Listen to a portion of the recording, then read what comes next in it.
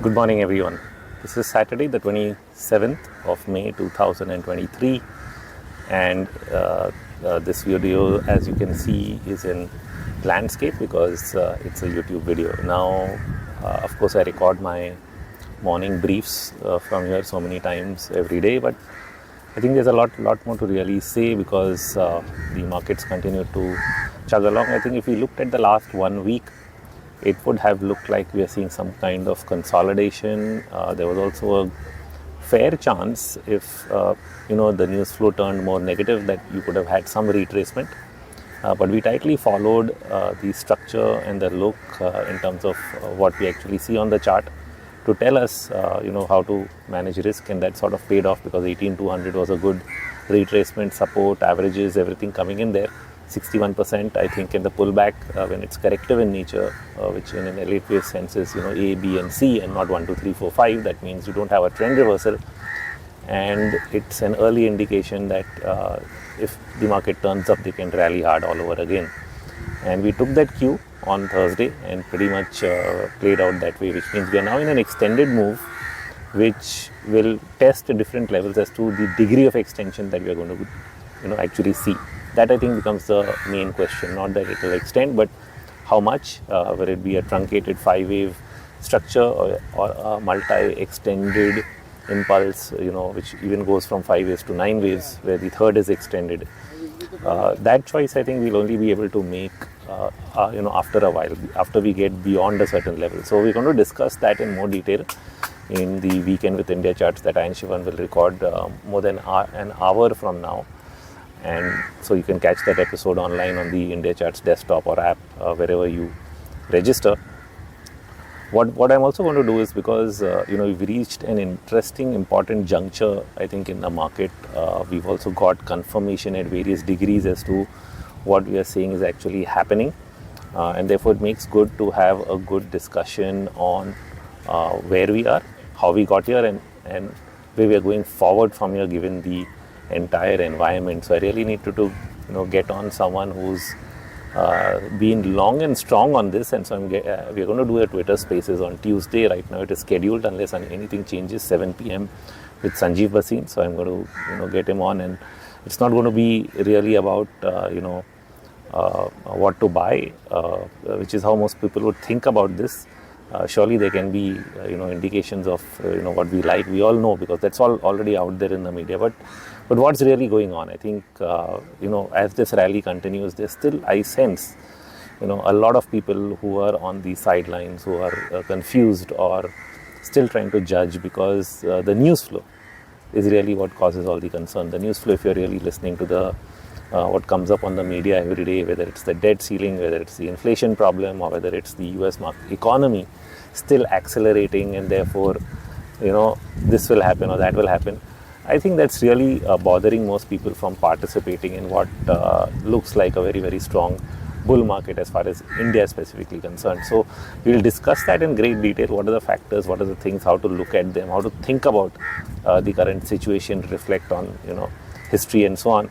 I think that should be an interesting Twitter Spaces to look forward to. So join us live 7 p.m. Tuesday, and of course Spaces get recorded, so you can hear it on the move as well. But the live event allows you to not only participate, have some Q&A, and that's sometimes more fun. So see you all there 7 p.m. Tuesday. Now moving on to what happened in overnight action. You've seen the US Nasdaq move another 1.5-2% overnight, right? So it's really on fire, and what most people would have thought. And so we've made so many comparisons with history when this rally went on through 2020, 21, and it peaked, and when the decline started in 22, I think we've made a lot of comparisons with Y2K. Is this the tech bubble unwind? And what really happened, after the tech bubble unwind, which is 2000, 2001, the subsequent recovery, I think it has a lot of similarities, but I'll highlight the differences as well. The similarity is that, you were in an environment where the dollar peaked, the commodity cycle had kicked off, emerging markets started to do well. We saw early stages of that in 2021. We have seen a pullback this year, at least in the EEM index, retracing 80% of the gains, if not the Nifty itself. Where are the differences? The difference is are that if you're seeing the current rally in the US, which is very strongly being driven by the tech sector right now, that was completely not the scenario in 2001. So if you look between 2003 and 2008, the Dow did manage to surpass the 2000 high, going up to 138% of the entire previous bear market. That is the Fibonacci construct for a maybe B wave expanded flat scenario. The S&P did not even cross the 2008 high. It formed a double top. It got back to the same level. We formed a double top, rolled over. When we move on to the Nasdaq, then we actually did not even see a 50% retracement, which, by the way, we have already done for the current fall and recovery in the Nasdaq. So we're getting there. The S&P and Dow is already beyond 61%. S&P is getting close to that, maybe around 4,300. And a lot of people are thinking, when I hear to the hedge funds, that we'll not cross 4,300. But the strength of the Nasdaq is surely been the surprise, because if there is any similarity, then this is a huge difference, because the Nasdaq it went up with the S&P, but wasn't the strongest in terms of its behavior between that entire time period. Now, this was also a period when the US economy was slowing down, even though they cut interest rates into the depths of 2001 and aided a recovery. The recovery was weak and slow, and then the housing bubble eventually caused the collapse. So that's again there in terms of similarity so far, that people who are studying US economic data and still calling for a recession definitely have data on their side. The market may not be behaving as expected, and that's again can be a similarity to 2002 to 2008, that the US markets held on pretty well in an environment where the dollar was falling, because bond yields were actually down and kept low, and then they did pick up a bit through which is what pricked the housing bubble moment they started to raise rates. And then even that did not cause US markets to really collapse. It took almost 1.5 years after the housing bubble before the S&P really rolled over. So that's where I think I've said this on all the podcasts and many of my previous videos, that time is going to be the element of essence over here. If you're early, you can end up being too early. If the eventual recession plays out 9 months from now, what will the markets do between now and then? And that's where your view on macro and various other factors, liquidity for example, becomes critical.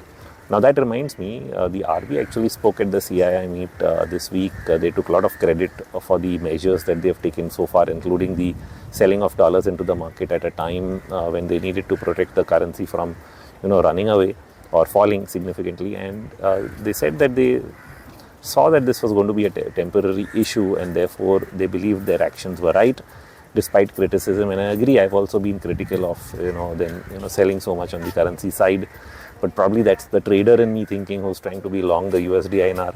But in a sense, if you look at it, they've managed to contain it within 83. I had a view that it'll go to 85, 87. Didn't happen. Now my view is that it's formed a triangular structure, made multiple tops at 83, possibly looking like it may not surpass that, though the most recent rally almost had me thinking that maybe this time it will surpass it once. But once again, this week we've closed down on the USD INR and it didn't happen. So surely the RBI has been able to contain the movement, and they can take credit for it, whether the traders like it or not. And the truth is, once you see that stability, the opposite should be true. And so the real catch for being a trader, it's not that you have to get the entire swing. You got some of it right, and if you're able to see something has changed, you change and you flip and you act accordingly, and that sort of becomes the means of you being right again. I mean, that's all that really matters in the end. If you're here to make money, it's not really about I said this and this has to happen. It's like, okay, I said this, some of it happened, and moment things started to change, did I change again and move to the other side? Hopefully not early. That can sometimes be a mistake, something that I have a track record of being. That is early, but eventually we do get there if the analysis is showing that, and if the setups are showing that, and if you're right, then what you think does play out, and in the in-between all you have to do is manage some risk and not go overboard on the wrong side of the trade. That's sort of the thing that's always painful. So I think we've been through that between Jan, Feb, March, where things look like they should have turned really bad. They did, but not as bad as a lot of people would have thought, and they're not willing to give up on it. So we have that turn. The RBI has played its role, stabilized the currency, stabilized the bond market. So you have bond yields now knocking at the door of 7%. I'd like to see what happens when we drop below 7%. But then I thought that even at 7.25, it looks like Well, the market has responded, hasn't it?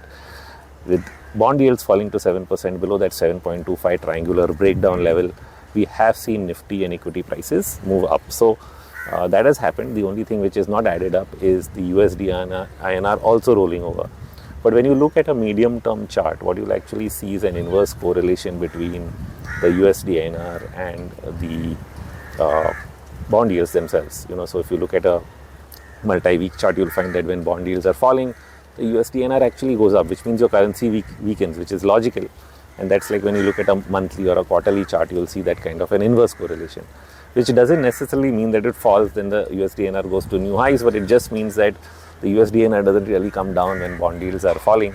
And then when they get a bounce or a pause, then the currency starts to strengthen, is what happens. And so that back and forth, one step forward, two steps back is something that you'll see. So you'll continue to see this inversion between the two, even though I think both should be added to the downside. And that is, I think, sort of what happened here. Yields fell, the currency weakened, but at some point the currency is also going to strengthen. Some signs of that, I think, this week as we sold off from 83. Let's see the follow-up in the coming weeks as to that happening. So that's kudos to what RBI has really done in terms of stabilizing the situation and helping the bull case really going forward from here. Globally, the one factor that a lot of the hedge funds are using to continue to be negative is that, well, the broad market is not participating. So you have your Russell 2000, which is the small cap index, or a mid cap. I was looking at the Dow Jones mid cap index. Both of them just nudging at multiple lows for almost 5-6 months now. They've hit that low, they bounce a bit, they hit that low. So while they're making multiple bottoms, what is happening is they're not even rallying. So they're not joining this move up in the S&P, or not joining this move up with the Nasdaq. So that's resulted in a huge negative divergence in breadth. You have rising equity prices in terms of the frontline index, and then you have a falling breadth indicator which is showing you a negative divergence. Now, one of two things happen. Usually when you have early divergences in breadth, that is the time when equity prices should roll over. Now what happens is the breadth indicators kept dropping, and then it reached the oversold zone. Now I don't have a average of the AD ratio in the US. Maybe I'll try and search for that if I can and publish it along with this video. So you'll see it on the screen if I found it. For the Indian market, I definitely do have it. And what happens is when you get oversold on breadth, then sometimes the breadth can turn from there, which means even though it's been negative, it can turn positive again. And that is, I think, something which people are overlooking, that if you have a Russell 2000 which is flat and not falling 1 month, 2 months, 3 months, then that exhaustion is done, and the reverse could be that it actually starts heading higher tomorrow, and then your breadth improves, and that provides an additional support to the market's internals. The very reason why you're thinking it's weak becomes the reason for its strength going forward. So that's something to watch out for. Unless the Russell really breaks down, I think the reversal signs are already there on the daily, weekly charts. Daily for sure. Weekly, we still want to see some kind of an expansion on the upside. And once we really get that, I think we should be good to go on that as well. So you'll start seeing broad market participation. In fact, India has been very good with the broad market. The small cap index retraced exactly 61% of its rally from October to December and found support there and has been going higher. But the real big one has been the Nifty Mid Cap 100, which yesterday closed at an all-time high. Yes, I'm saying that very slowly so that you hear it, you can rewind, hear it again, because it may sound like not news or news to you. The Nifty Mid Cap 100 closed at an all-time high yesterday, surpassing all the previous highs. And that's how the broad market is doing. So that's, I think, a summary. If you haven't fully understood why this is and how it continues from here, then, like I said, join us for the Tuesday Spaces. The rest, I've given you a fairly deep insight into what is happening, the factors that people are watching. You can also join us for the Weekend with Indiacharts episode, which should get published later today. So you have all weekend to really watch it. Thank you.